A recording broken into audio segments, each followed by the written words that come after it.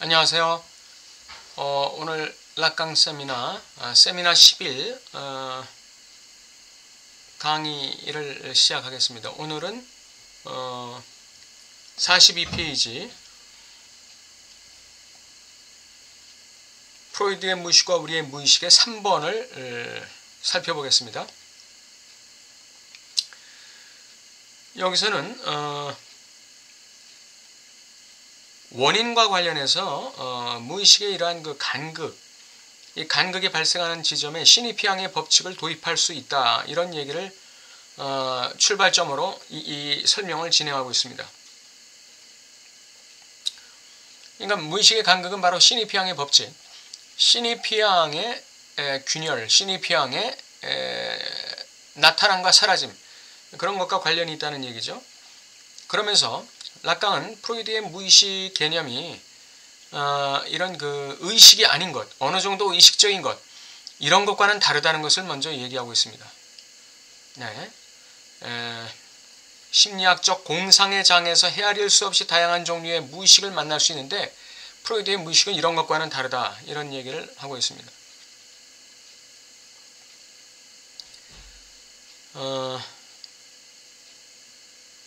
무의식을 원초적인 것으로 간주된 어떤 불투명한 의지, 많건 적건 언제나 의식 이전의 것과 연관시키는 이 모든 관념들은 프로이드의 무의식과는 상관이 없다, 이렇게 이야기하고 있습니다. 그러면서 프로이드의 무의식 수준에는 주체의 수준에서 일어나는 것과 전적으로 동일한 어떤 것이 일어난다, 이런 얘기를 합니다.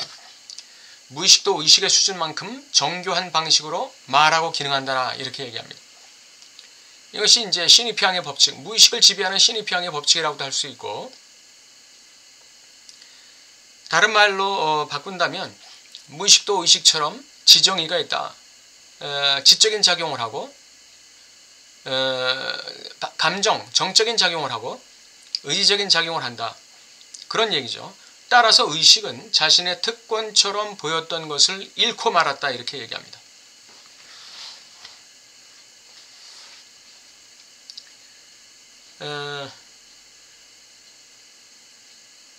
또 하나 알아봐야 될 것은 프로이드는 무의식의 현상이라고 제시한 것의 작동 방식을 하나하나 열거한 바 있습니다. 그것이 이제 꿈이나 실수행위나 재담 또는 실착행위 이런 것이죠. 이런 거에서 제일 먼저 주인을 끄는 것은 바로 헛디딤이라는 것입니다.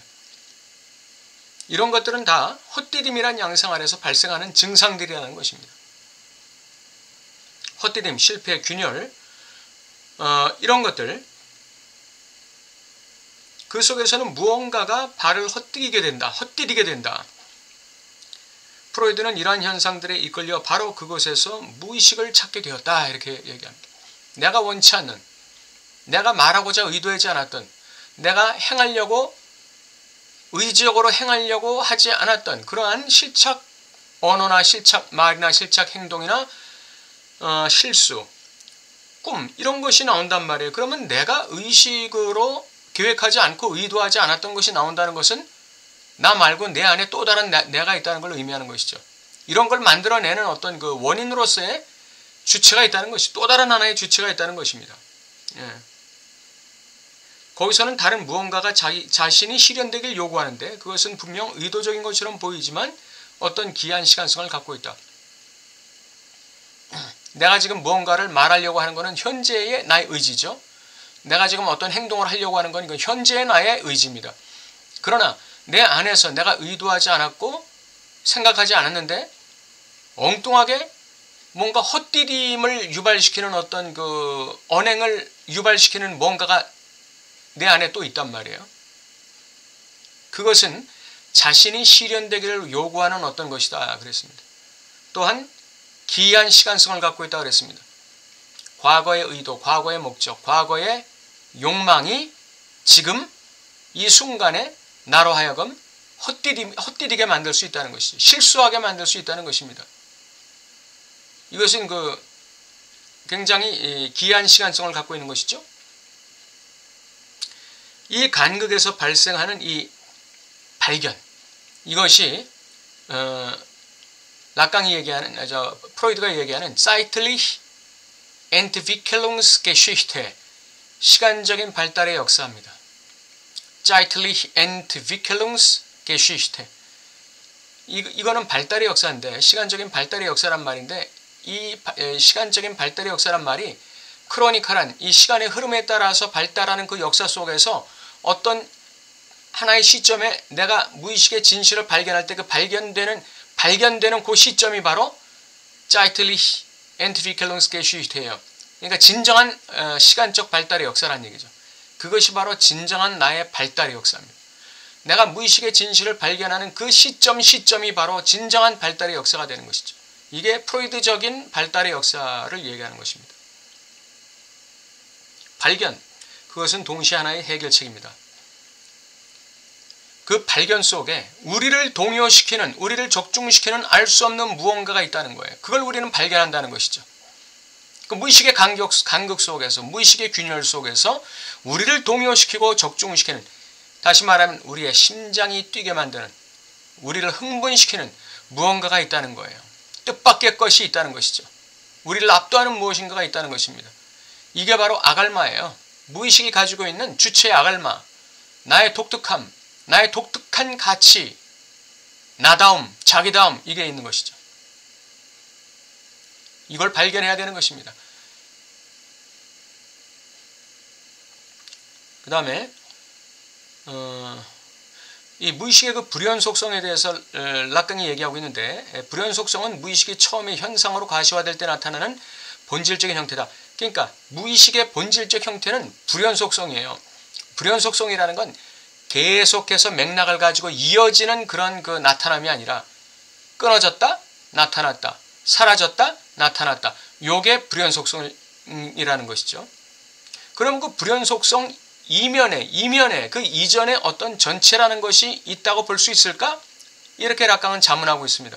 그러면서 그 전체라는 것은 완결된 하나, 통일성으로서의 하나가 아니라 거짓된 통일성의 지배를 받는다고 가정되는 일종의 유기체의 분신, 육체의 외피로서의 심리작용을 언급할 때 붙어다니는 환영일 뿐이다, 이렇게 얘기합니다. 그러니까 무의식에도 어떤 전체로서의 하나가 있을 것이다.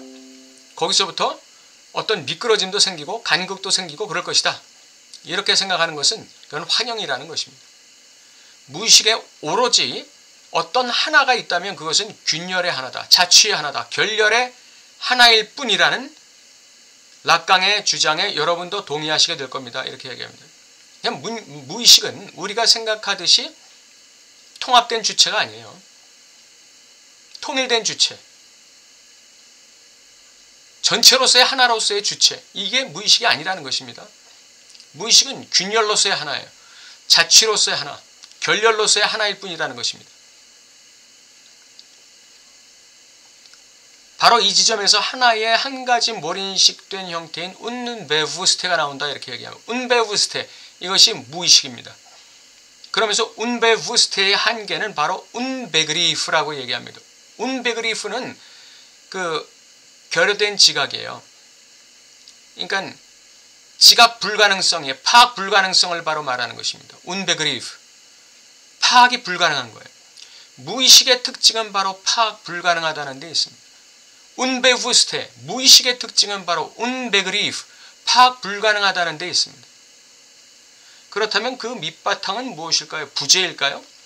아니라 이거예요. 오히려 결렬, 균열, 열림의 흔적이 부재를 나타나게 하죠. 즉 우리는 무의식의 결렬, 간극, 균열, 열림의 흔적을 통해서 무의식이 부재하다는 것을 알게 되는 것입니다. 무의식이 부재하다는 것, 무의식이 없다는 걸 알게 되는 거예요. 무의식은 존재하지 않는다. 그러나 이것은 존재하지 않는 것도 아니고 존재하는 것도 아닌 그런 존재예요. 그렇기 때문에 이걸 부재라고 표현하는 것입니다. 존재하는 것이 아닌, 그러나 존재하지 않는 것도 아닌 특성을 가진 것이 무의식이죠. 무의식이 담화의 소실이 욕망과 결부되는 수준에서 자기의 역사 속에서 소외된 주체다. 이렇게 해석한다면, 이 무의식을 이렇게 본다면 이거는 굉장히 오해라는 거예요.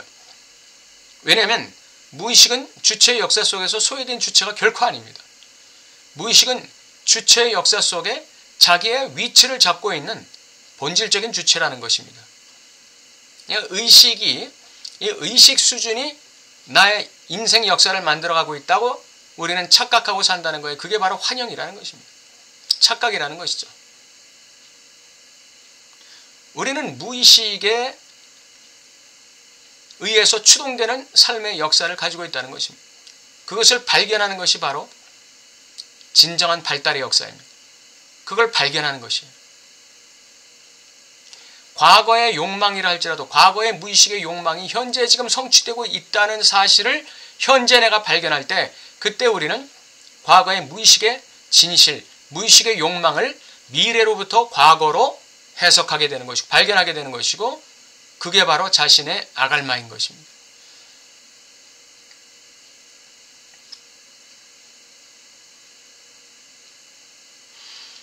무의식이 위치하는 곳은 공시태의 차원이고 무의식이 위치하는 곳은 존재적 차원이고 무의식이 위치하는 것은 엄표 행위의 차원이다. 락강이 이렇게 얘기합니다.